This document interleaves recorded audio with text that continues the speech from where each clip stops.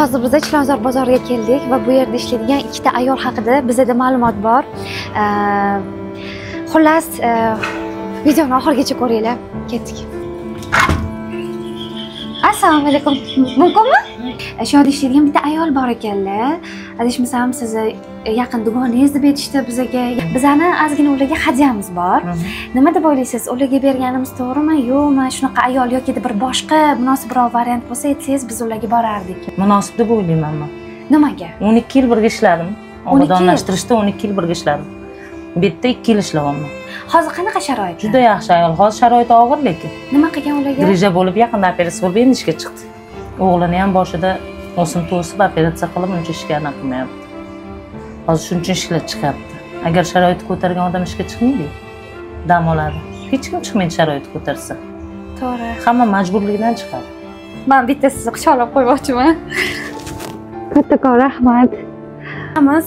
Sizda ham, ularda ham hozir qanaqa sinovlar bo'layotganini, bu shunchaki suhbat va shunchaki so'rovida o'zingizda holat qanaqa bo'lishiga qat'iy nazar do'stingiz uchun, dugonangiz uchun shunaqangi yaxshi samimiy so'z aytganingiz uchun rahmat va arzimasa ham bu bizani oiladan siz uchun oling. Rahmat. Yaxshi kunlaringizni ishlating yoki kam ko'rsingizda ishlating. Albatta biz ularni ham qadrdon do'st bo'lib ketganmiz. Biz ularni ham ishlab ham ushmaganmiz hech qachon. Bitta ham ushmaymiz. Ilohim mushkulingiz oson bo'lsin. Xudo xolisa hammasi unutilib, yaxshi kunlar. Shunaqa ozgina unda ham menda ham ozgina og'ir sinovlar bo'lib qoldi. Bo'ladi endi odamlarning boshida. Bo'ladi. Bitta narsa so'ramoqchiman sizdan. Bizga shunaqa bir xabar keldi o'rtog'ingiz haqida. Shunaqa sharoitlari og'ir, qiynalganroq deb eshitdik-da. O'shanga bizning ozgina hadyamiz bor ularga. Hozir endi ikkalamizni ham sharoitimiz. Hozir nima qilaylik? Menda sovg'a bitta, kimga hadya qilsam bo'ladi? Endi bilmadim, unga beravering. Mayli, unga qarangda, kimga yuragingiz qaysi jis qilsa o'shanga bering. Rahmat. Siz ham rahmat, hammaga shunaqa yordam berib turavering. Sizga ham Xudodan anaqa bordir. Rahmat, ilohim, duo qo'ysangiz bo'ldi.